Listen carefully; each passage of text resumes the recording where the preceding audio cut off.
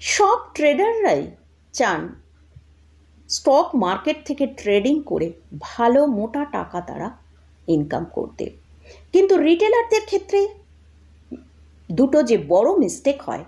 First mistake হচ্ছে তারা কোনো একটা শেয়ারে পুরো টাকা ইনভেস্ট করে দিয়ে সেই স্টকটা দেখা গেল আস্তে আস্তে নিচের দিকে নামতে শুরু করলো, সেখানে তারা একটা বড় টাকার লস নিয়ে সেই স্টক থেকে বেরিয়ে আসেন।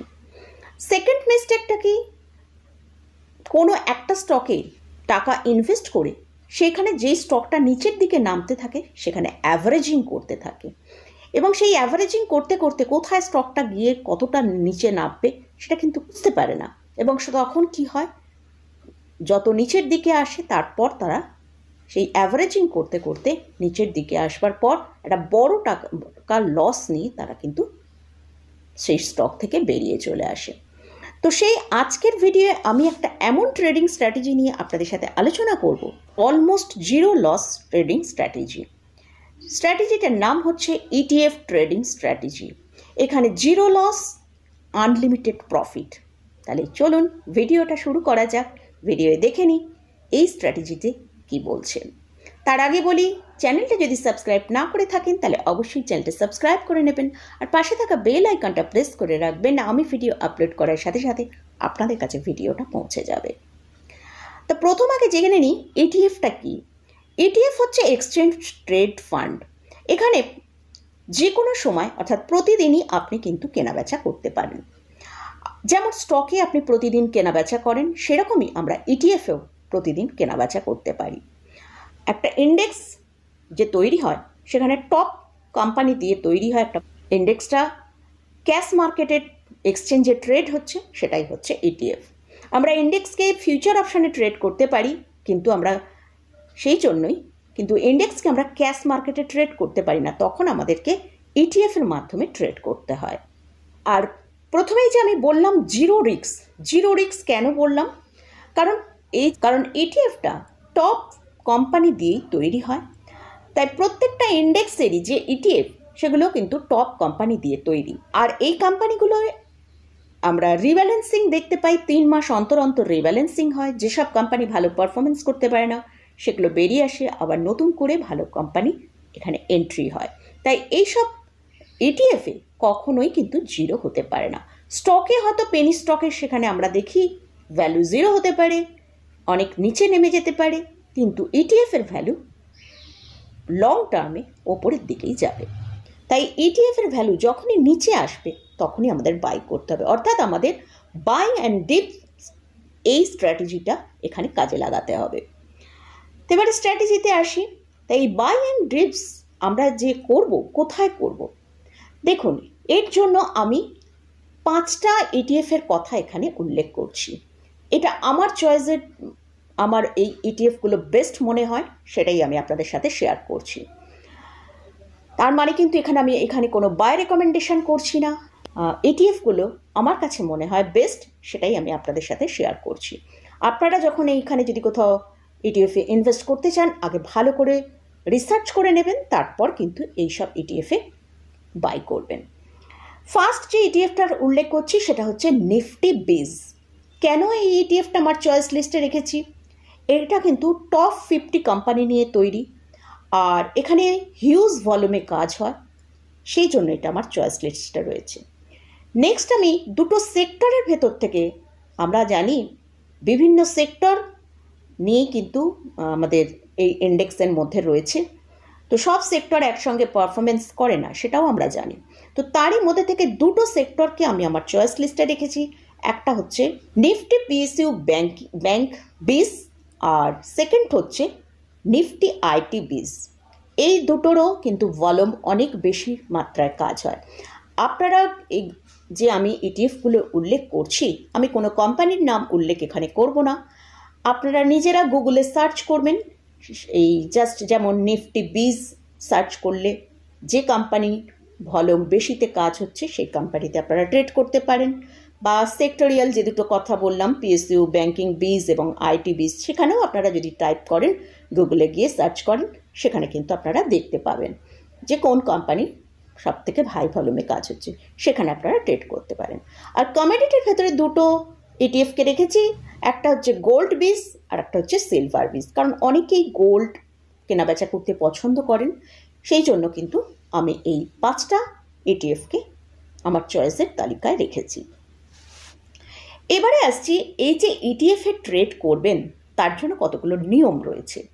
ফার্স্ট হচ্ছে কি, যখনই যে ইটিএফটা আপনি বাই করতে চাইছেন, এটা রেগুলার বেসিসে কিন্তু আপনাকে ওয়াচ করতে হবে মার্কেটটা। 1% নিচে যখনই সেই ইটিএফটা ট্রেড করবে তখন কিন্তু আপনাকে বাই করতে হবে। যেমন আমি এক্সাম্পল হিসেবে এখানে বোঝাচ্ছি, নিফটি ইটিএফ বা নিফটি বিজ, যেদিনকে আমরা দেখব যে 1% নিচে এর দামটা চলছে সেদিনকে কিন্তু আমরা বাই করব। সেরকমই Nifty IT index, Nifty PSU, banking বিজ, এগুলোতেও আমরা যখন দেখব যে 1% নিচের দামে আমরা পাচ্ছি তখন কিন্তু আমরা এগুলো ইনভেস্ট করতে পারি। এরকমভাবেই আমরা 5টা ইটিএফে লাগাবো। যদি ধরুন আপনার 1 লাখ টাকা টোটাল ভ্যালু মানে মূলধন হয়ে থাকে, ক্যাপিটাল হয়ে থাকে, সেটা এবারে আপনারা 5টা ভাগে ভাগ করে নিলেন, 20,000 করে রাখা হলো।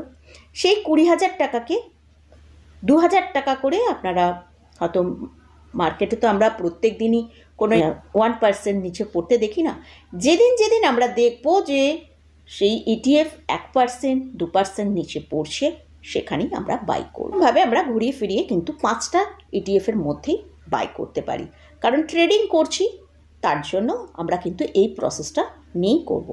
ফার্স্ট হচ্ছে, আমাদের যে ক্যাপিটালটা আছে তার 2%-এর বেশি একদিনে আমরা বাই করব না। সেকেন্ড পয়েন্ট, এমন জায়গায় ইটিএফটা বাই করব যেন সেই ইটিএফে হিউজ ভলিউম, একটা বড় ভলিউম, যেন সেখানে বড় ভলিউমে সেই ইটিএফটা কাজ করে। যেমন নিফটি বিজের কথা বললাম, আমরা যদি নিফটি বিজে যে যখন আমরা টাইপ করব আমরা দেখে নেব কোন কোম্পানির ইটিএফে একটা বড় ভলিউমে কাজ করছে, সেইখানে কিন্তু আমরা ট্রেডিং করার জন্য সেইখানে বেচা কেনা করব। আর হচ্ছে আমরা মানে 3টের সময় কিন্তু আমরা এই বাইংটা করব। মোটামুটি 3টের সময় মার্কেট একটু স্টেবল হয়ে যায়, অতএব আমরা 3টের সময় বাইটা করব। আর টার্গেট আমরা কি রাখবো, আমরা যখনই দেখব যে ইটিএফটা থেকে আমরা যেখানে বাই করেছি সেখান থেকে আমরা 3%-এর ওপর যখনই প্রফিটে চলবো তখন কিন্তু সেটা আমাদের সেল করে দেবো। এর জন্য যেটা ইম্পর্টেন্ট পয়েন্ট, আমাদের একটা এক্সেল শিট বা নোটবুক আমাদের কিন্তু ফলো করতে হবে, কারণ এটা একটা হিউজ মাত্রায় ছোট ছোট ভলিউমে আমাদের কেনা হচ্ছে। এর জন্য কিন্তু আমাদের একটা নোটবুক বা এক্সেল শিট আমাদের ফলো করতে হবে। তো এইভাবে যদি আমরা ইটিএফটার মধ্যে কেনাবেচা করি তাহলে কিন্তু আমাদের একটা খুব ভালো প্রফিট হবার সম্ভাবনা রয়েছে। তাই আপনার যদি 1 লাখ টাকা হয়ে থাকে, এখানে 5টা ইটিএফের কথা আমি উল্লেখ করলাম, আপনারা সেটা 5টা ভাগে ভাগ করে নেবেন। স্টক এইটা হয়তো পুরো কভার করতে, হয়তো আপনার বাইটা পুরো কভার করতে হয়তো 2 থেকে 3 মাসের মতন লাগতে পারে, কিন্তু যখনই আমরা দেখব যেখানে যে জায়গাটায় আমরা 3%-এর ওপরে প্রফিটে আছি সেই জায়গাটায় কিন্তু আমরা সেল করে দিয়ে প্রফিটটা বুক করে আবার হাতে ক্যাশটা নিয়ে থাকবো, তাহলে কিন্তু আমরা নেক্সট আবার অপরচুনিটিটা পাবো সেখানে আবার ইনভেস্ট করে রেখে দিতে। তো মোটামুটি এইভাবে রোটেশন করে কিন্তু ইটিএফের মধ্যে ট্রেডিংটা করতে হবে। তো এটা শুধুমাত্র ট্রেডিং করার জন্যই বললাম, এই ট্রেডিং করে কিন্তু একটা ভালো টাকা আর্ন করা যেতে পারে। তো মোটামুটি এই স্ট্র্যাটেজিটা আমার কাছে মনে হলো একটা ভালো স্ট্র্যাটেজি, কারণ অনেক মানুষই ট্রেডিং করতে এসে, এবং আমরা দেখতেও পাচ্ছি রিসেন্ট আমরা দেখলাম সেবি বলছে যে প্রচুর মানুষ কিন্তু স্টকে ট্রেড করতে এসে, তারা ফিউচার অপশান হোক যা এমনি স্টকের ক্ষেত্রেও আমরা দেখতে পাই, মানুষ অনেক টাকা লস করে। তাই যদি এইভাবে ছোট বাই করে আর একটা ভালো টাকা প্রফিট আমরা দেখতে পাই তাহলে কিন্তু আমাদের সেই ট্রেডটা থেকে একটা ভালো মানি আসবে। স্ট্র্যাটেজিটা আমি আপনাদের সাথে আলোচনা করলাম। তবে আমার এক ভিউয়ার্স জিজ্ঞাসা করেছিলেন যে ইটিএফের সুবিধা অসুবিধাটা কী আছে। অসুবিধা বলতে সুবিধাটাই এখানে বেশি, কারণ এখানে লস হবার কোনো চান্স নেই, আগেই বললাম। এবং আপনি ভবিষ্যতে এই ইটিএফ যদি কেউ ইনভেস্টিং পারপাস রাখেন সেখানে একটা খুব ভালো রিটার্ন আমরা দেখতে পাবো। আজকে আমি শুধুমাত্র ট্রেডিং স্ট্র্যাটেজি নিয়ে আলোচনা করলাম। আর অসুবিধা এখানে একটাই আছে, যেটা নাকি আমরা স্টকের ক্ষেত্রে দ্বিগুণ তিনগুণ রিটার্ন পাওয়া যাচ্ছে, সেটা হয়তো অতটা হাই মাত্রায় আমরা রিটার্ন এখানে অতটা দেখতে পাই না। এই একটাই কিন্তু এখানে অসুবিধে আমার মনে হয় রয়েছে। না হলে কিন্তু একজন বিগিনার্সের জন্য ইটিএফে ট্রেডিং করাটা সবথেকে সেফ স্ট্র্যাটেজি বলেই আমার মনে হয়। তো মোটামুটি আমি আমার ভিউটা আপনাদের সাথে শেয়ার করলাম।